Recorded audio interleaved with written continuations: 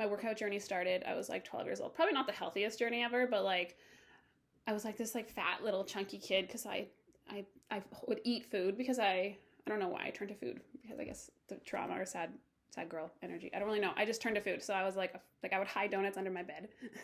People at Christmas would get like boxes of chocolates and I would hide them under my bed. So I was like heavy girl. I got my period in like maybe grade 5. No. Yeah, like I was young. I had really big boobs. Anyways, we were in grade 8 Silverwood and I was walking on the bus and I had my crush there and he had no shirt on. He looked so cute. He was tanned. Everybody had a crush on him. And then there was this other girl and she was like wearing her bikini and she like looked really good. She had like abs. And like she sat down on him and I was like walked past and I was like, I was so heartbroken because in my head I'd fantasized that we were together. Anyways, so then I went past and I remember sitting in the back of the bus, the very back seat on the ride home. It was like a 4-hour ride home, looking at the stars thinking, I'm going to lose weight. That's what I told myself. I told myself I was going to lose weight. Cake back and said, oh, thanks. I didn't wash my hair today. I had my period. I did hear that before. When I get my period, I'm like, I know I talk about it a lot, but it blows my mind. Anyway, so I'm getting distracted. Okay, so I was in the back of the bus, and I remember looking at the stars and like, I'm going to lose weight. And I had like a bag of popcorn in my backpack, and I didn't eat the whole ride home. I woke up the next day. I have such willpower, right? Sometimes. I woke up the next day at like 6 a.m. I put on my brother's old Batman t-shirt. It looked kind of cute with like pulled up pants. And I kid you not, we lived in this place called Glade, BC. It's like a ferry you have to take to, kind of by Nelson Cascade. I don't know. It's like in the middle of nowhere. Like when I say nowhere, like... Anyways, you could walk around it in 1 hour. So I would walk around the island it was kind of like half an island on a mountain. And I would walk around in 1 hour. I made it in 1 hour. And I was so proud of myself. And I came home and I remember eating a Nature Valley bar, like one of those like cranberry ones with a cup of black coffee. And that's all I ate the whole day. And I remember watching the YTV hit list, like the music countdown. And I was like, oh, I'm going to look like Christina Aguilera. Like that's how my eating disorder, but like fitness journey all started. I was like 12, because this guy was dating the hottest girl in school and I had a crush on him and I walked by and I was like, I want that to be me. Jordan. Oh, I shouldn't laugh. But yeah, YouTube, that's how my journey started with fitness, okay? And then it became an obsession. Oh my God, the angel numbers are strong. 1221. I'm drinking coffee, that's why I have a coffee brown tongue. If you're going to start in content creation, that's something I learned early. Brush your tongue so it doesn't get the whited, but I'm drinking coffee, so I can feel good. Okay, so back to my fitness journey. Then I started walking 2 hours a day. And then my grandma, because I would go to Kelowna to my grandparents' house. They lived in West Kelowna. Well, they lived all over. But she'd be so proud of me. So she would give me like these workout magazines, like these old lady workout magazines. And they talk about like drinking lemon water with cayenne pepper. And like, I don't know. It's just like, she just motivated me a lot, okay? So she thought I was so healthy, and then I started just drinking 1 can of soup a day, but I'd water it down of tomato soup throughout the day. Like, I would take it would be like 500 calories, and I'd water it down throughout the day, and then I'd have a green apple, and I'd split it into 4, and that's all that I would eat. Literally, I came back that summer, I lost like 40, remember there was a girl named Vanessa? She was like, oh, hey, and she didn't even think I was the same girl I went to school with that summer. It was like 2.5 months. Like, when I say I was so sad, I'll show you. And then I walked the whole summer. I remember walking Kelowna, like at nighttime, my grandparents would I would just get out and I would walk. I was walking everywhere. And I had like this Discman. I had like, yeah, anyways. And I would walk. And then that's how I lost so much weight. And then I never touched weights. Like I was a walker. I was like, but then I started partying. So then 16, I had like my first Vex cooler. Yeah, I know. And then my friends and we would just go to parties, and then I started gaining weight again. So then, of course, I remember one night I was at a bar and I looked at myself in the mirror and I was like, oh, Jordan, no, this is not it. It was called Zaza's, and my friend was dating the bouncer. So he let us in. I was like 17. I don't know, and there was, yeah. Anyways, I was in the corner, and I was, like, all hot and sweaty, thinking I was so cool. And there was this really strange guy that worked there. It's like this little, he was, like, I don't know how to describe him. But, yeah, anyways, I just thought I was the hottest shit. And I remember looking at myself in the mirror, and I was, like, sweating, like, mascara was running down my face. Boobs are out. I'm like heavy set because I've been partying thinking I'm still hot. Because the thing is, when you lose weight, everybody goes, oh my God, you look so good. Or like, and then you, or like, even if people say, oh, you look really skinny, in your mind, you're like, like, I had the willpower to not eat. Like, those were the thoughts that would go through my head, would be like, yeah, I didn't have to, like, I don't know, it was like something like twisted. And I would be thinking like, yeah, I do look skinny. Because you guys gotta understand, when I grew up, like, that's why I'm so scared. Lindsay Lohan and that Nicole chick were like, there was Paris Hilton, there was like, and then you had Mary-Kate and Ashley Olsen. Like, all of the girls that we grew up with, like, were like 90 pounds, blonde hair, coke addict, like, and like, so I tried to look like that, but I don't naturally, like, I'm like, I don't know, like curvy, I don't know, I just naturally never fit in that. I remember like flat ironing my hair. And that's why I'm so scared for this generation that's coming back. Yeah, I don't know, that's a whole other subject. So that growing up with that, and then those magazines, and then the encouragement from everyone. And then I remember I went to the movie theater in Castlegar. It's like this, it's like the only thing you do is like the movie theater. And then there was a hockey tournament there, and the hottest guy in line, because I had really big boobs. I had like that summer I lost all my weight, but my boobs were like double D, like they were big, and I was skinny. And then I started straightening my hair that summer too. So I went from like when I say that I would play Pokemon cards in like grade 8 in the hallway, like, because I went from grade 7 to high school, like grade 7 to 12, but I would play Pokemon cards in like grade 8 in the hallway. I wore this blue vest. I had like my hair slicked back and oh, sorry, sweating. See, I'm still sweating. So like, I was just that nerdy girl. That's what I did. So when I say I had to glow up, because, oh my God, it gets even better, because that same girl in grade 12 with my grad date, he was my grad date. And like, I really liked him, and he told me he really liked me, but she kissed him. Or like, she kissed him. We already said we were going to be grad. We already said we were going to, I'm going to spill the tea. Hopefully no one from my hometown is watching this. Okay, so, like, we already said we were going to be grad dates, and then he went and kissed or she went and sat on his lap or something. I walked around the corner and they were kissing. This was the summer before, so I was like, then we didn't talk all summer, because I don't talk, I hold grudges. And then we went back to school, and he's like, do you still want to be my grad date? And I was like, yeah. And then, but anyways, it was like the same girl that like, so I was like, oh, so it even motivated me even more when I saw myself in the mirror, and it was like all of a sudden took me back to like grade 6 Jordan in the bus. I don't know why. I thought I was like the hot shit until I started partying. Oh yeah, turns back around with the guy at the hockey story. So then I was looking real good, okay? And then the guy, I went up to the till, and he paid for my ticket and left me his phone number. Me, me, Pokemon girl. It was on this site called like pinkbike.com. It was like for like mountain bike riders, because I really like this show called Pink Bike. There's this guy like Steve Romanchuk. I also really like Blink-182. I really want to go to the Blink-182 concert here and coming to Edmonton. I think they're only, hold on. Yep, Blink-182 is coming to Edmonton, I know. I grew up idolizing them. CKY, Jackass, Bam Margera, like that was like my life. Anyway, so I was like that girl. Like I used to watch WWF wrestling. Like I'm like a really big nerd. Like I'll show you a picture sometime. But when I say I went from that girl to going back to school and then going to the movies that night and having the hottest, like it was like this out of time hockey player, and he left me his phone number, paid for my ticket. I was like, I don't know, it was crazy.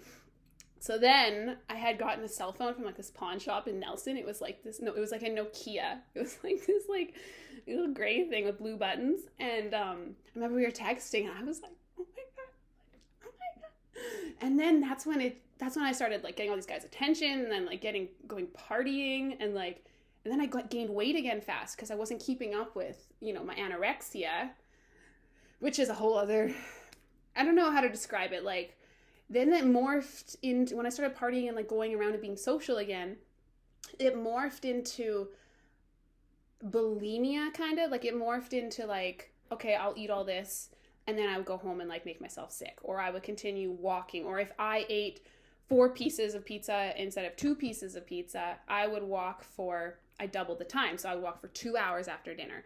And I remember doing this and I was like 12. I just always walked or burped. I don't know why.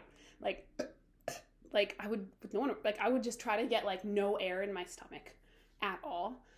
And then it turned into bulimia because then I'd be by myself. And then I remember just like gaining weight and looking in that window, like the mirror of myself at like 2, and this time I think they smoked in the bar. Like, I'm not that old, like I'm like 33, but like I think it was a pretty dumpy bar. Like, it was, whoa, oh my God, how I'm still alive, I have no clue.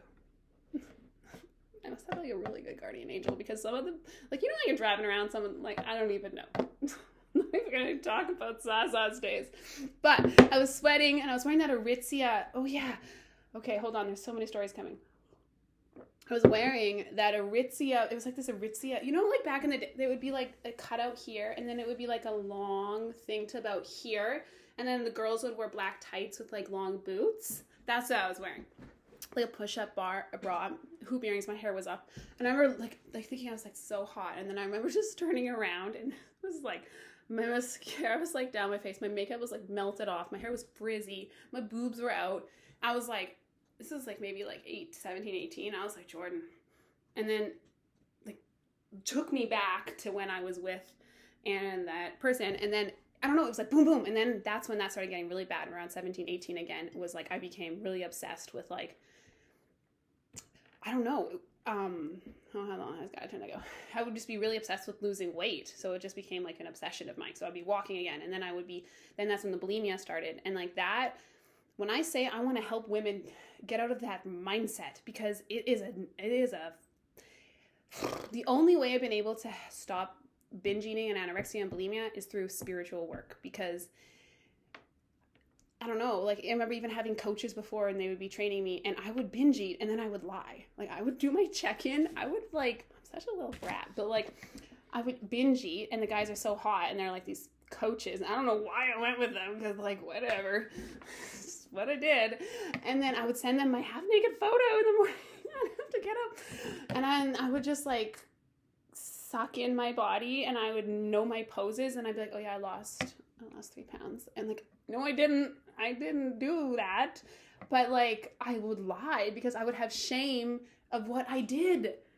Like I could never tell the truth to men. That would be my, like, that's not something I've been thinking about lately. Like, why did I feel the need that I had to be like, like last night I didn't just stop at 1 cookie. I stopped at like, oh my God, entire box of cookies and 3 pizza pops. And then I went and walked for 3 hours. Like how do you, like, because then they're like, well, just stop doing that. And it's for me, it was never the psychology, like even having people talk about like, oh, you do that because of this or that. It was the fact that I had the awareness that I was doing it. And it was like, I liked in that feeling. I liked that high that came with like, I had to eat as much as I fucking want.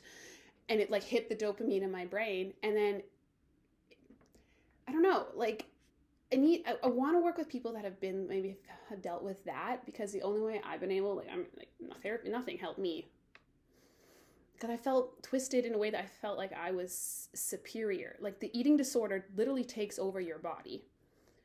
And you're like, oh, if only I was skinnier. If only I starved myself today. And then you're like 3 days hungry and you're trying to make decisions, let alone drive a car, let alone go to school and like function as a human being. And your hair begins to fall out, but you still think you look hot.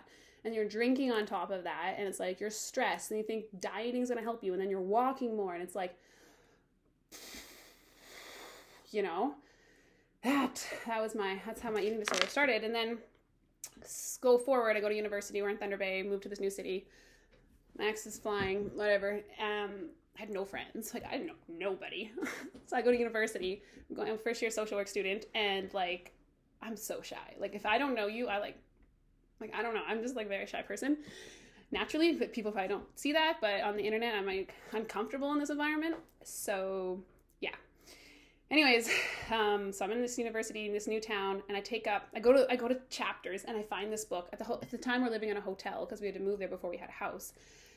And I go to this hotel. I have nothing. The hotel's right across from this gym. So I was like, I was like 21. No, how old was I? I was 13. I don't know. I was like 21. I know I met the person. I was 22. I don't know. It was like, yeah, like 20, 21-ish. So I was living in this hotel. Okay. Basically we're living in this hotel called like Valhalla Inn in Ontario. And I walk across this gym and they give us a free pass to the gym across the street. So I walk in and I was like, I don't know. Something just like, I eventually worked at that gym. I didn't work there very long. I was in membership sales. I was not very good. I was not very good at membership sales at the gym because I would be working out at Fit for Less. I'd be trying to sell like a $200 membership. But they see me at Fit for Less. And I was not very good. I don't know. It kind of felt like you were working out in a dentist office. Like, you know, like those gyms that are like LA Fit, like very carpeted, quiet, beige wall, water fountain, like that kind of energy.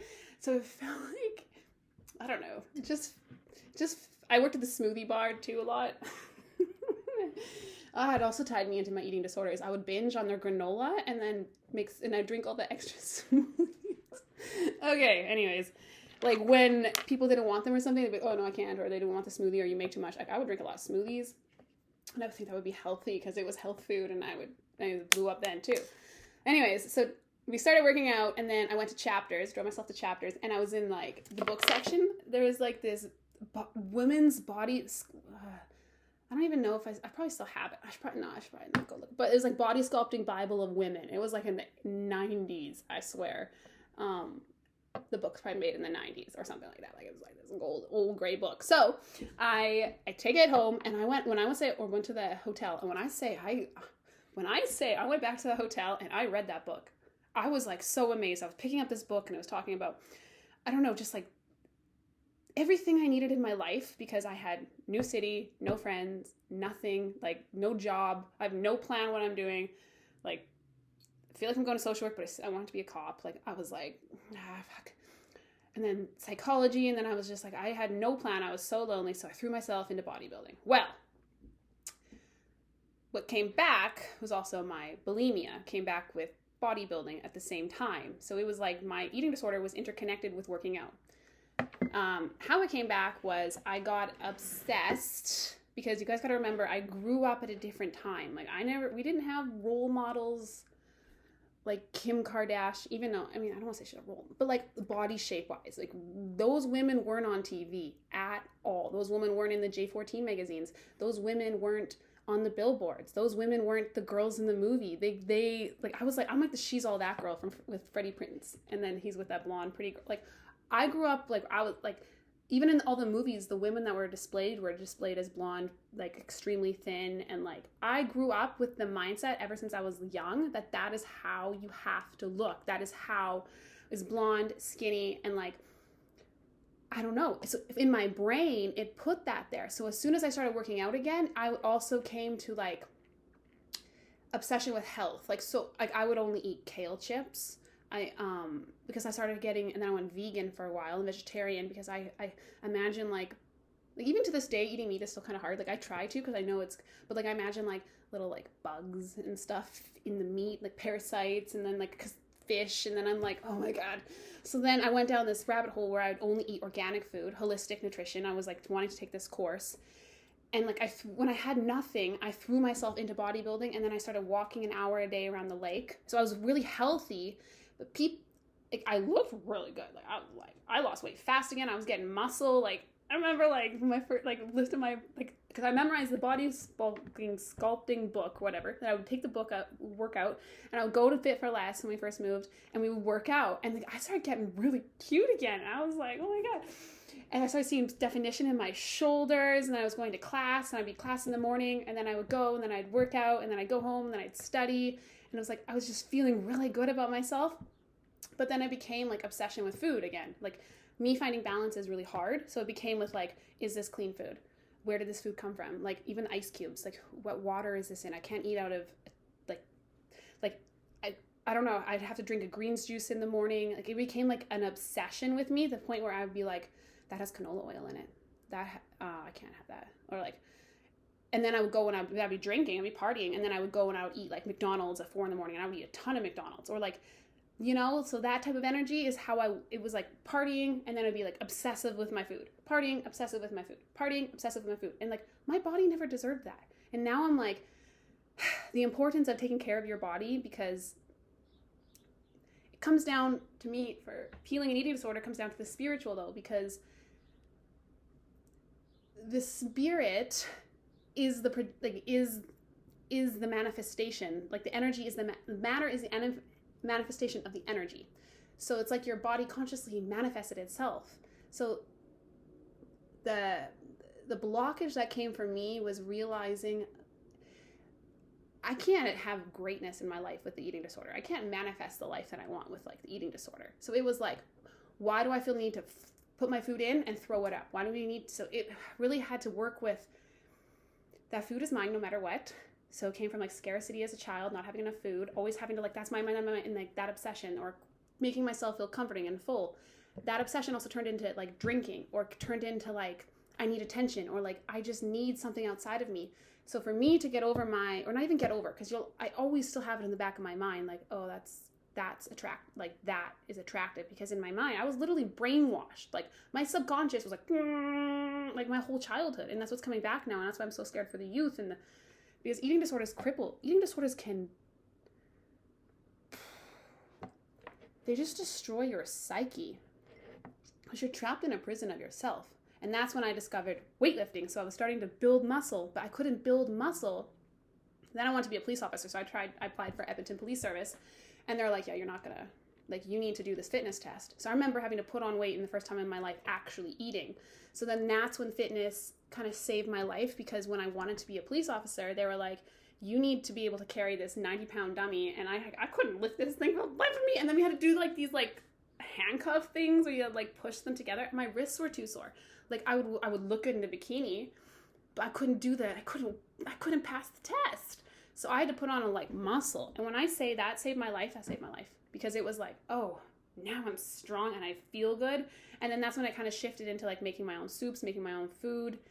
It wasn't so much about being sick anymore. But then I noticed when it would be like my life would get out of control, or like I would have exams coming up, or I would go up and I'd wait till the house was empty, and then I would eat everything. I'd make these pastes, and I would just eat everything. I'd feel so good, and then I would puke, and then I would clean the toilet. And like, I would do it at points in my life when it was very stressful, and then I started circling and noticing the pattern. Like it would be like not eating, and then it's like binging, and then it's like dieting, and then it's like it'd be just a cycle of I'm never enough.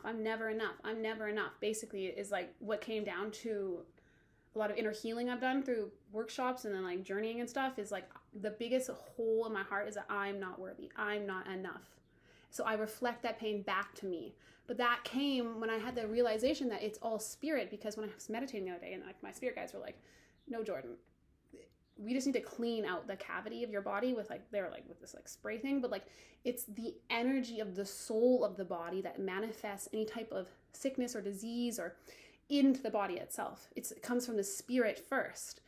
And that's when I was like, I've been thinking about it lately, like when after I heard this, I was like, it is a cycle. Everything in my life is a cycle. Even if like too much drinking or too much eating or starving myself, like it's pain to myself. And that's when it's like you're feeding the demon of you, that darkness of you that likes that. When I want to binge, it's like, yeah. When I want to go out and party or whatever, I go, yeah. But like, what is that doing to me? That's just feeding something that I don't want anymore. And it's like that comfortability that comes with that. So I had to really like sit and to see everything in life as a big cycle. And either I'm filling myself up or I'm running from something, or I'm filling myself up or I'm running for something. Like my life, I've always been half foot out the door. Like I'm ready. Like, oh, I'll cut you off. Oh, no, I'm done. You're deaf to me. Like you hurt me, I'm done. Like I won't ever talk to you again. And like, I've always been like that. So it's like one foot out the door wanting, but I realized I found comfort in that, because that's how I grew up. Like I grew up like with like ready to go. Like, where are we going? Like that type of energy.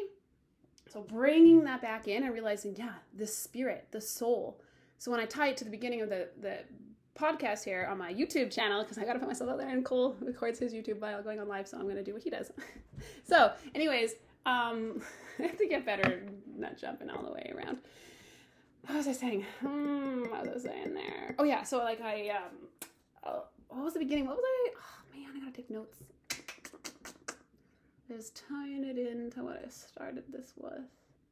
I start the police college. Yeah, Blink-182. Yeah. Oh yeah, police. Maybe. Oh yeah, I was okay. So we can go back to that story. My phone might die, so hopefully I'll just keep going on here. So you'll have to clip in or watch my YouTube channel. But so yeah, I got fit. Wanted to become a police officer. Man, no, I was not talking about that. Ugh. Okay, well we'll go back to talking about police officer because that gave me life. I was like, dropped out of social work school. I strictly applied to them. I also applied to the RCMP. They flew me to Winnipeg. Like, I was so excited to be a police officer. Okay, I've gained all of this weight. I was like looking good. But then this also opened up other problems in my life because I was feeling good. So I was looking good. So I was wanting to go out. And then I started waitressing at this pub. And then that led to a whole other life, which I don't feel like talking about on this podcast. So it's a whole other topic. Right now, we're talking about being a police officer and like losing all that, and like gaining all that weight. Okay, basically we'll talk about that. And eating disorder. So we're saving my life. Anyways, so when I was denied or deferred,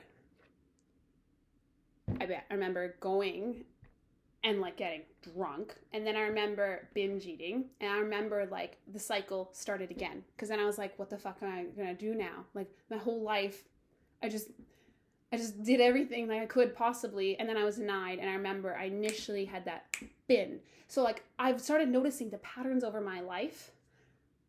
That's kind of where I was talking about because I was really going, I was getting this download and it was like booming. There's something about the patterns of my life are either like I need or I'm ready to run. Like that type of energy. And when you recognize that pattern is the same with addiction, is the same with, we're all just like little children trying to nurture on our mom's boob. Like we're just that little like feel safe type of energy. So I realized my eating disorder has always been a protection for some form of personality within me, for God knows who is in there. Because that form of me also doesn't want Jordan to feel quote unquote ugly. So she's constantly trying to improve. So there's like so many different aspects of me, different versions of me that are trying to keep myself safe from pain. Oh my God, this is a download. Okay. Trying to keep myself from pain because it's like just trying to protect me. But on the other side of protecting me, I'm also hurting myself. So that's why when I talk about a lot on this channel, you are your soulmate. Your body is your soulmate. The better you treat your body, your spirit, the more they merge. But when you hate your body, when you look at yourself and you're like, I look fucking ugly, I have to go to the gym, or I suck at this, or I can't do this, you're building more energy, which is putting out there. Like that negativity that you're constantly focusing on is what's feeding that demon. And I don't even like using the term demon. I think there's darkness and I mean, I could talk about that's a whole other subject, like because I also whatever. That's like a whole other subject. But you're feeding that energy. So if you can choose, I love myself, I'm looking at myself, I look great naked, like that type of energy, like filling yourself up with love. Like, yeah, right now maybe you don't like your legs. Maybe you got cellulite everywhere. But you know what? You know what's gonna help with that? Enjoying the process of losing it. Like, if you're like, no, I have to go hard 5 days a week. Like, I got to be in that. Like, even me before, I'd be like, I have to get in that fucking gym. Like, I need to do it. Or that's so-and-so. Or like it's always been something externally. If it was the police academy, or if it was a guy I liked, if it was my gym crush, I always had to impress. If it was pictures for Instagram, it was like, I needed to be more. I needed to be stronger and tougher and seen. And I wanted that trophy on the Olympia stage. And like, even in my life right now, a holdup I have with coaching or taking on women is, who am I? Like, I didn't win Miss Olympia title. But like realistically, I know people are gonna be like, yes, there are other coaches out there, but like, who the fuck am I? Like, because that's still a dream of mine that I haven't had a chance to look at. So in my mind, I think, who am I? Like, and I know that's tough, but like, that's a goal. And that's like something that I feel like I haven't faced yet. So I'm like, no, like, I don't feel worthy of it. Okay, there we go. Again, comes down to self-worth. Oh my God, it's all about being on a different plane of vibration. Gotta get up here. Gotta dig into yourself. I know I had therapists once be like, Jordan, it must be really exhausting being you. So like analyzing. And it can be, but look at these nuggets I'm getting. Yeah, it all came down again to self-worth. Like even now, I'm like, I couldn't do that. I couldn't help her lose weight. Even though in my mind, I'm like, yeah, I could, but who am I? Like, you could do that. Or if she was doing a push-up, I'd be like, yeah, that's really great. Like, I don't know how to give negative, constructive criticism. But then it's like, I do know how to lose weight, but I never won Miss Olympia. I never won anything. Like, what are you talking about? I can't be a coach. Like, in my mind, that's what I compare myself to because I grew up with that. I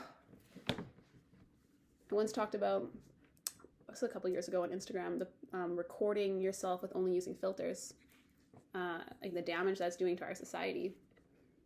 Like, I know me, like, sometimes I go in here with no filter. I'm like, George. But then sometimes I'll use a filter, or like, then I'm like, oh, I don't even look like the same person. Like, the damage that it's doing to our psyche and our self, and I don't know.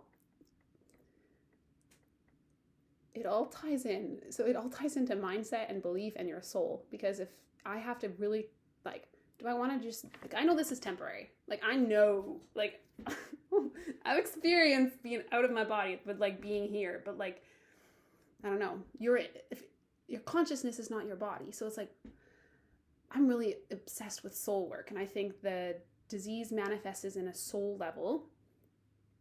And then it manifests in our body. So if we can get right with our soul, like, if we can get, it's like, like making that click, that distinction. So for me, I had to really think that my eating disorder was feeding something that was attached to me. Say if it was an entity attached to me. So that might scare people, that might, I don't know. Like, I had to see it as feeding something that wasn't me. And that's what kind of shifted things for me. Was it wasn't my brain chemicals, it wasn't my mind, it wasn't my past trauma, it wasn't something that happened to me.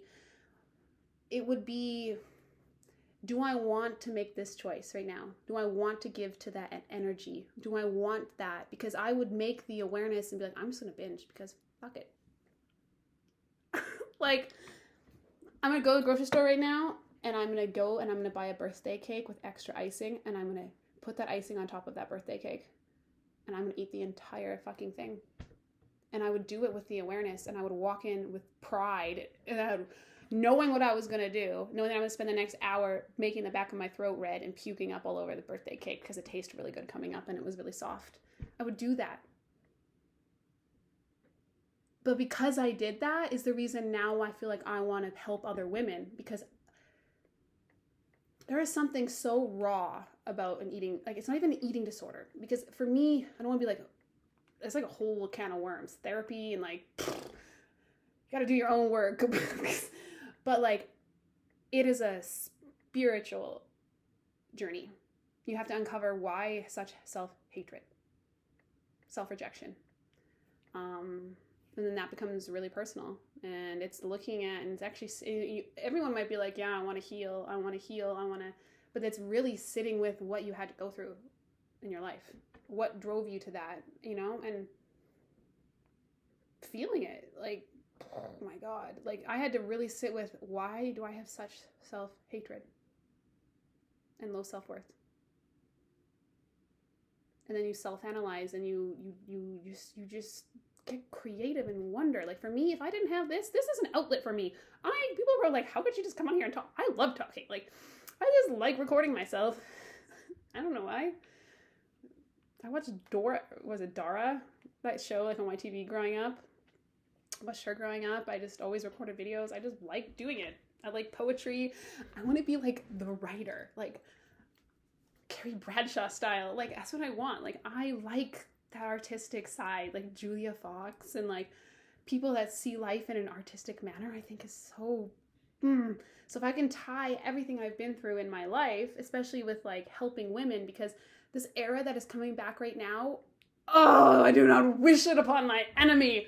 Like, even me, I've been catching myself lately, like, I'm going bleach blonde, and I'm going, like, I remember, like recently, though, too, like, I was like, I could go back to cabbage soup days. Like, I was thinking about it, and I was like, what the fuck, Jordan?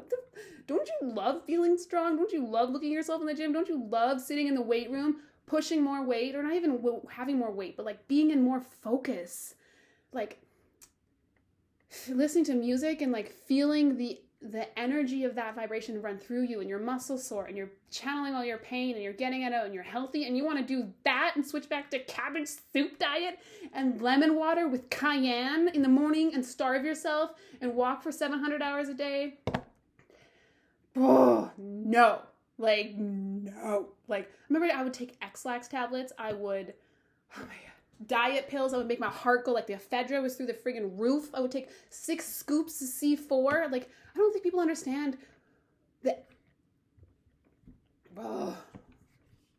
And it's coming back now. Like, people are getting their BBL or whatever that thing is removed and, like, starving themselves. Like, that is hell on earth. So if this video could stop one person from being like, I have to starve myself. Because you know what? I had to do a round of progesterone just to get pregnant. I remember I finished my fitness competition and I came off and the doctor was like, I had no period. He was like, yeah, we think you have PCOS. So I Googled it, of course. Polycystic ovarian syndrome. Basically, can never have a kid. So I was like, oh, I can never have a kid? Because I'm like I think of the worst possible situation and then I work backwards from there. So I'm like, that's not happening in this reality. So I'm going to show you otherwise. I know, it's crazy, but that's how my life works. So my back has to be like up against the wall. And then people have to be like, no. And then I'm like, huh. Because that's how my dad was. See, the thing is like, all ties back to the daddy issues because my dad, my stepdad, or adopted, he would be so angry. He would be like in my face. And I was the only one in the family that could stand up to him. I was like, no, you fucker. So I would be in his face. And like, I like literally, he had like big dialed eyes and a red face and I wouldn't back down. Just a little kid. I don't know why. I work well with that type of energy. I know it sounds crazy, but since I was a young girl, I've been around that type of masculine energy. So like, I know how to handle men like that. Like even, this is the type of men I've dated have all been type A. Like I've been around police officers and then like working with air traffic. All of them are just very type A type of men. Oh my God, I'm like really sweating right now. See, this is like younger Jordan's like getting insecure. Okay, anyways, checking over the girls that sweat because I'm nervous and like so excited. It's like Joe Rogan. I could talk on here forever. I really want to have people on. Just gotta let me know who you want to have on. I've got some really cool friends. I've actually got some really hot guys. Evan, I did my tattoo on my leg. He said he would come on my podcast. I was like, I want my tattoo by Evan. He's got a girlfriend. They say king and queen. He actually goes to my gym. I know, it's so crazy. Anyways, he's like the tattoo guy on TikTok here. I actually know a lot of people that went famous on TikTok. But I would have him. I asked him and he was giving my tattoo. I was like, hey Evan, if I had a podcast, would you come on my podcast? Because he's got like 200,000 followers. And he was like, yeah, I'd come on your podcast. I was like, okay. I could totally, if we could totally have him on here. I'd ask him some really good, because he has an OnlyFans. Okay, I probably shouldn't be talking about it. Anyways. Okay, getting back to my story, getting back to my YouTube. I'm on days off today, so I'm trying to record YouTube videos because I want to be a YouTuber. I'm so nervous because it's really uncomfortable. But if Cole can do it, I can do it. If Cole can do it, I can do it. Because I had this lady from Motiversity reach out to me about putting together a video, and Cole works for Motiversity, and I was like, if Cole could do this, I could do this. But then the other part of my brain is like, who do you think you are, Jordan? Like, remember this air traffic controller? She started this organization called Elevate Aviation that I was like volunteering with because I really like aviation and getting women in aviation that pay like $300,000 jobs. Like, it's important for more women to know about becoming an air traffic controller. Anyways, so like crazy. I don't even know where I was going on with this. Oh man, where was I going? No, I'm not talking about that anymore. I'm getting something worked up. What was I doing? I don't know. Fuck, what was I talking about? What was I talking about, you guys? Something about Kendra. The empowerment. I get carried away. That was such a good... Okay, well, we'll just continue on because I forget exactly what I was saying. Because I really want to talk about something else, but I'm not plugged. I can't talk about elevation right now. Procrastinating, inviting people on. Oh, right. Yeah. Okay. Thank you very much. Thank you very much. Okay. Need someone, like, I need a moderator. Okay. So, yeah, I'd have people on my show. It'd be like Evan. He would come on. He's like, oh yeah, I was talking about him. He's so excited. He was very good looking. Or I'd have on like, God, I know really cool people, but yeah, I'd have them on and then be a podcaster. So that's why I'm making this YouTube video, because I'm just doing that. But I got distracted because I saw my armpits sweating and then I got taken off from my other thing. I might have to clip my YouTube video. I'm just learning how to edit too. So if you feel like, or maybe I won't because Cole doesn't. He just uploads this right to there. I don't know. You know, he said something today that really resonated with me.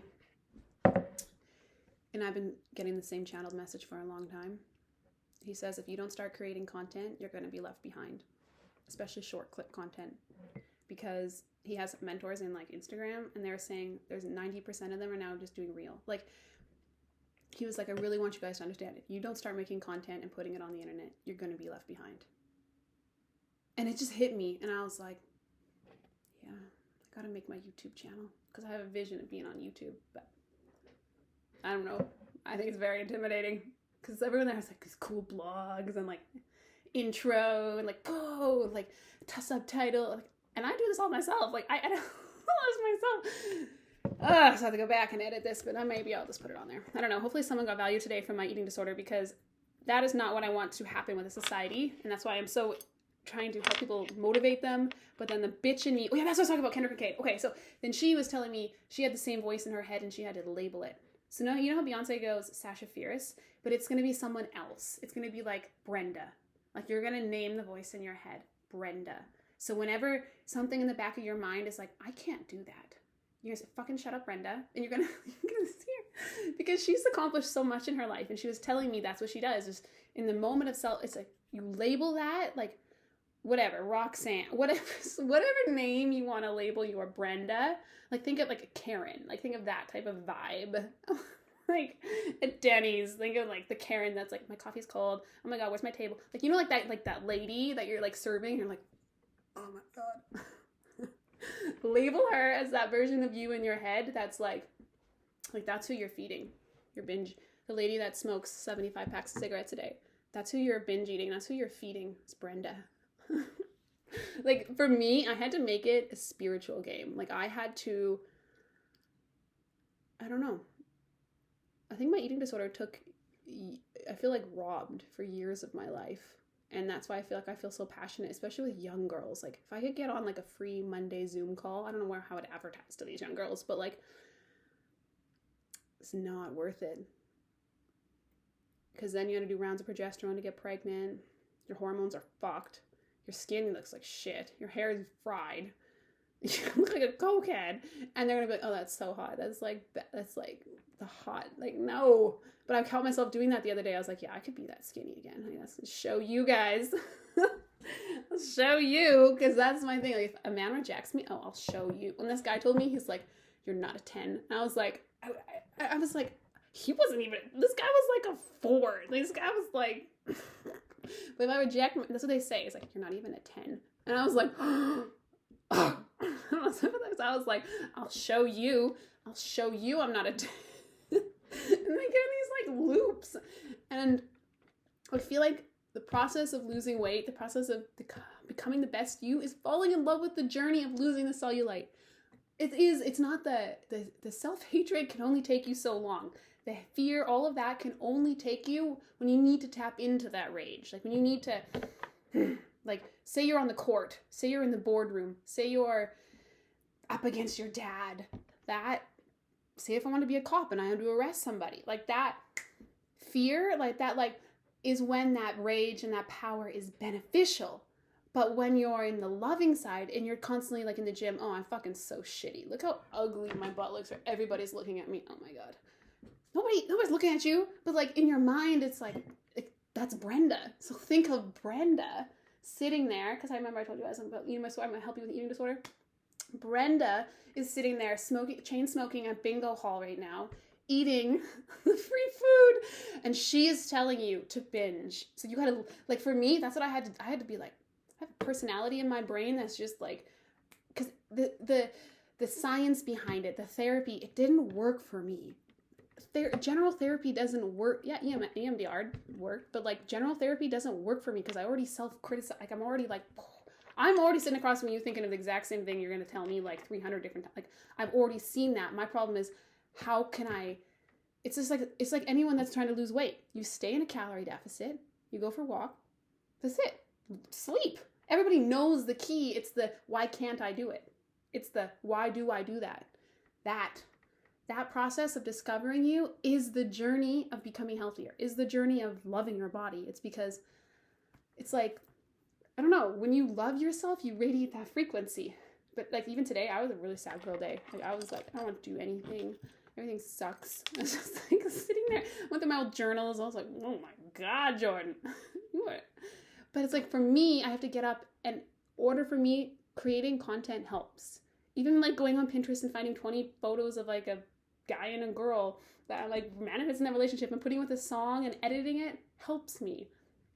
I don't know if that's crazy, but like doing stuff like that makes me feel good. So I was like, drag myself in front of the camera, and I was like, okay, I'm going to make a plan about my eating disorder, and I'm going to talk about that, because the more I talk about things I've been through, that's what's going to attract in the people that I want to work with. Because like even today, when like I just think Cole and Brian are so great. Like I don't know, I just think they're so great. Because if they weren't on here right now, I would not be on here. I would not be like posting stuff. Are you kidding? Because they help me with the people that are like, you fucking suck. Who are you? You know, they're the Brendas in my life. Because they say, you know, you just gotta ignore it. You just gotta. But then it's like Brenda. Because I could have 100 people be like, oh my God, you were so great. But I think of Brenda. Like I do. And I think a lot of women do. And I focus on Brenda. And then Brenda drives me. And then when I have one minor inconvenience in my life, Brenda steps in. I don't want Brenda handling my situations. I want Brenda be in the emergency response. I want Jordan as her highest self to step in and do fucking management, crisis management. You know, that's what I want. I want my highest self to step in and do crisis management, not Brenda Jordan. Not, I need instant gratification. Like, I don't want Brenda. I want Jordan. Like, highest self Jordan, step in. How would I handle that right now? Would I give it to Brenda? Would I sit down at Burger King and because I know when I'm going to eat, fucking watch out. Because it's like, I do everything in my life like that. like when I make my mind up about something, there. But I don't know. It's just how I do it. So if you are struggling with an eating disorder right now, or if you're thinking about, oh, I need to starve myself today, or I need to skip my breakfast, or I hate the gym, or I have to go, and you're putting the negativity into your soul, which is manifesting in your body, I got you. Think of it as Brenda. Think of it as a person, okay? Because this is our soulmate. Our body, oh my God. Like, even lately, I'm just like, I love you. I love you so much. Like, because, like, that is the energy I want back into me. So when I love my body like that, it's like, I feel like, I don't even know how to describe it. It feels like Reiki to myself. Like, I feel like it shift energy in me the more I love myself. So if I stand naked in front of a mirror, even if I'm a period or I'm shaved, I love my body in the moment as it is. And then that's the journey. Because then it's like, yeah, I love going for a walk. You want to go hiking? I'll go hiking. I get to like put on a cute outfit. And that's like another secret. Putting on a cute outfit and kind of having a gym crush. Like when you go to the gym, that'll literally make everything better. But that's it. You don't want to work out in frumpy old clothes and hate your life and like have to do it and have to eat chicken and rice. No. You want it to be a journey, because then you don't develop the eating disorder. Because then it's like, wow, my skin's glowing today. Wow, my kidneys are healthy. Like, I don't know how else to describe it, but then you're gonna have the bad days, and during those bad days, because you're not gonna see any progress for like 3 months, like, let's be real. And then you're gonna be discouraged and angry, but on those days, it's just like, how can I go for a walk? How can I put on a face mask instead of eating cake? It's just having that 5 seconds, like Mel Robbins talks about, 1, 2, 3, 4, 5, or having like a coach. Like for me, the last coach I was working with, he's like, Jordan, when you're about to binge, you need to call me or text me ASAP. He was like, WhatsApp me, like, and we're going to talk about it. And I was like, really? You're going to do that for me? And, yeah, I don't know. It was different. It helped me a lot. And like just having somebody that was like, yeah. So it's just like having that moment to be like, take myself out of here, get myself on a walk, get myself with a nook, find something that switches me out of that moment, or have someone you can call, or put a motivational video on that always snaps you out of it. It's just wanting to change. So I don't know. I've been on all spectrums of that. The pride that comes with an eating disorder, I don't know. Ego. But then you have to sit and balance out the ego with the soul. And both versions are trying to protect you. Like little Jordan on the back of that bus, like that version of me that's anorexic, blonde, just like that lives in me, she's just trying to protect Jordan on the bus. You know? So for me, the way I got through eating disorder was just making it all spiritual. Because that version of me is still Jordan on the bus, looking at the guy that never recognized her. You know? So that's what built me, was that version. And she's still in me. And then it's just like, okay, Brenda's in me. Like if I give them like my part, like the parts of me that, you know, instead of saying, oh, it's a disorder. Oh, I have to take a pill. Oh, that's just the way I am. I know for me, I love being a mom, right? I love chasing my son around. Like we race up the hills. He's faster than me. And I love him, like when he gets to see me carry the jug, like the big jars, like water in, or the jugs. And like, he's like, wow, Mom, let me help. Like, I love being strong. Like, I don't know, like, being a mom really shifted. I'm crying right now. I'm on my period, okay? But like being a mom really shifted my mindset. Being a mom, it kind of gave me something to live for. And him seeing me as this strong, independent woman, I don't know, it just gives me such pride. Like, it's just like, so that's why I don't settle for like half-ass dates or men that come around. Like, he met one guy. Like, we went to like public swimming with his daughter, but like, he's never really met, because I haven't dated anybody, because nobody, I just feel, is like good enough for my son, period, or good enough for me, or what we had to go through together, what we had to fight through together. Like the nights, like being a single mom is hard, you know, and like I'm not just gonna allow anybody in my life. So I don't know, it was the last couple of years just healing. Like, I remember even recently I had this guy, and he was like, he really wanted to be serious with me. And I was like, no, like, I'm healing. And he's like, you've been healing for over 3 years now, Jordan. That's what he told me. This guy told me. And I realized, yeah, because, you know what, I just, it's not there. Like, fuck.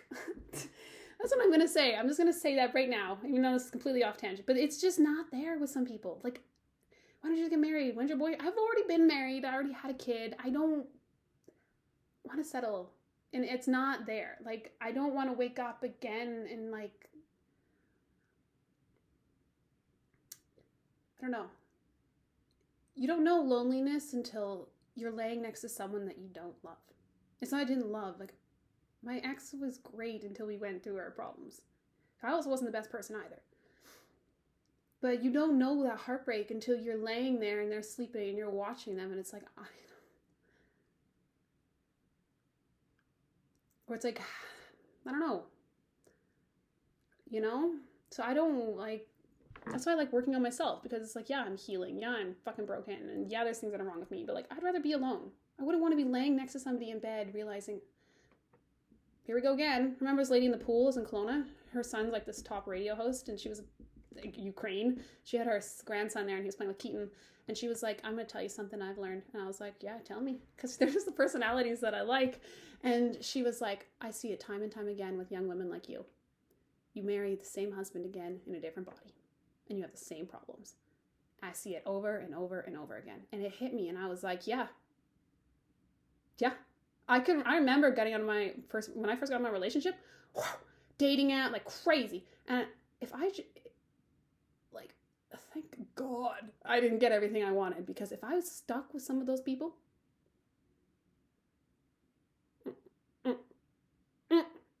no.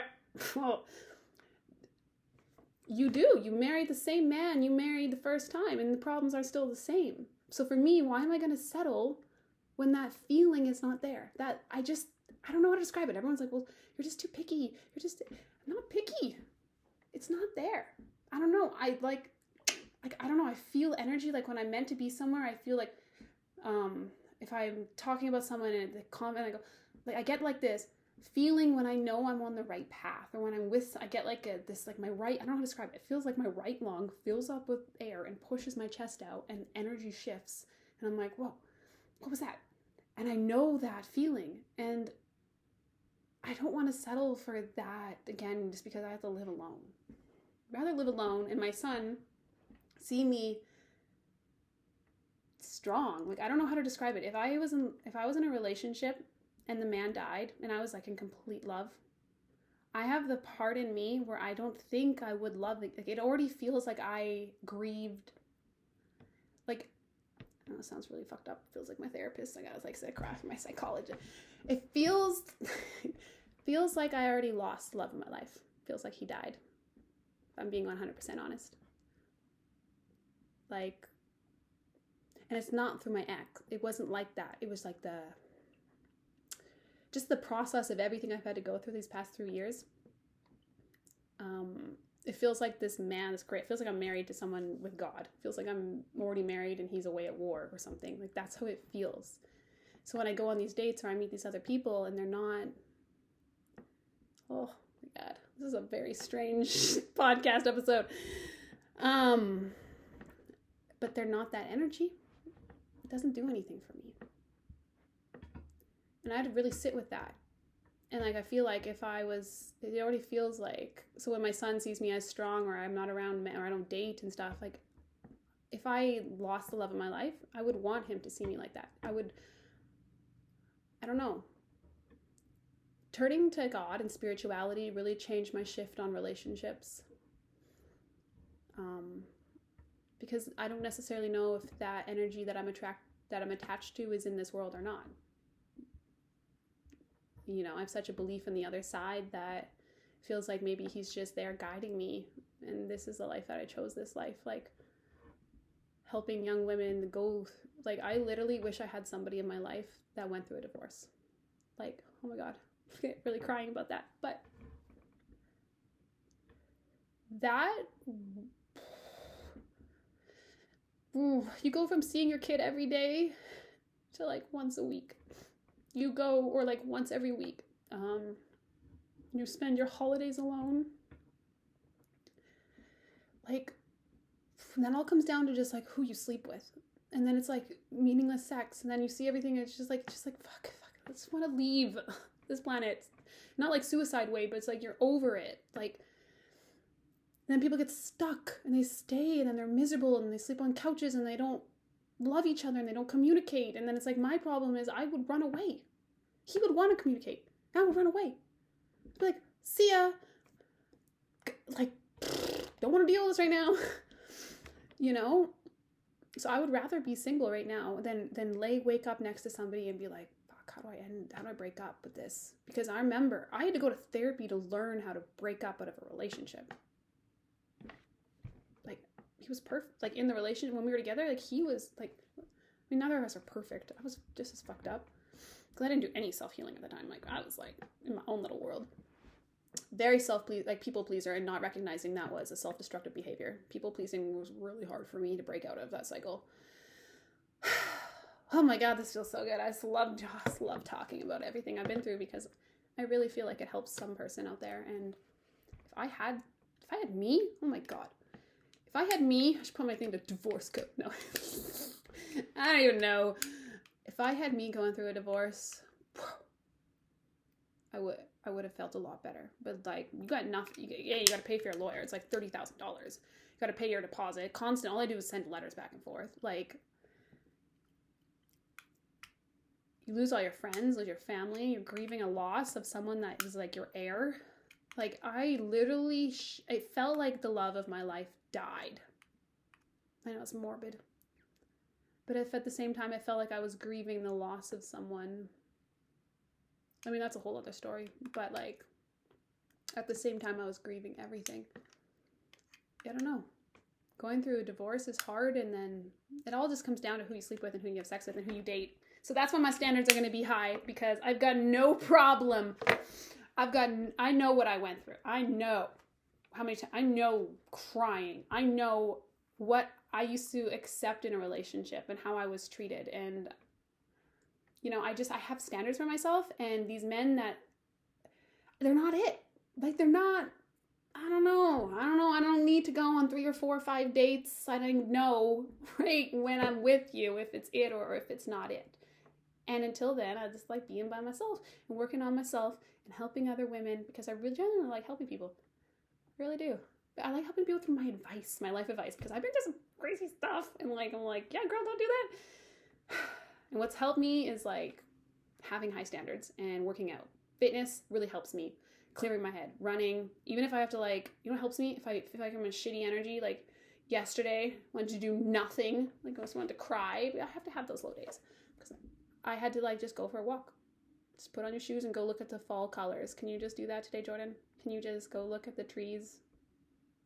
And then when I get outside and I have the fresh air, I'm like, okay, I could just walk around the block. And then I get around the block and I'm like, oh, I feel good. Okay, I could walk a little bit more. And then by that time I put on a podcast and my mindset shifts. Like, literally, the only thing you need to understand is the mindset, and it's the belief system. And it's like, again, loving your body. Like, why? Like, when you're in that shitty energy, you just got to think of Brenda. Think of you. Like, my Brenda is chain smoking Brenda at bingo class. Remember, like, I grew up in a small town, right? So like, a lot of people, my friends, had volunteered bingo. My grandma loves bingo. And they used to smoke in these mingle halls, like, let me tell you. And they would be these old ladies, and they would line up all their, like, pigeon, like, their, like, good luck charms. And there would be, like old, big, heavy ladies. Oh, thanks so much, but not today. I only had one person join my live before, and I got to schedule it and know who you are, because this guy was, like, Iranian, like, a small man. It was very strange.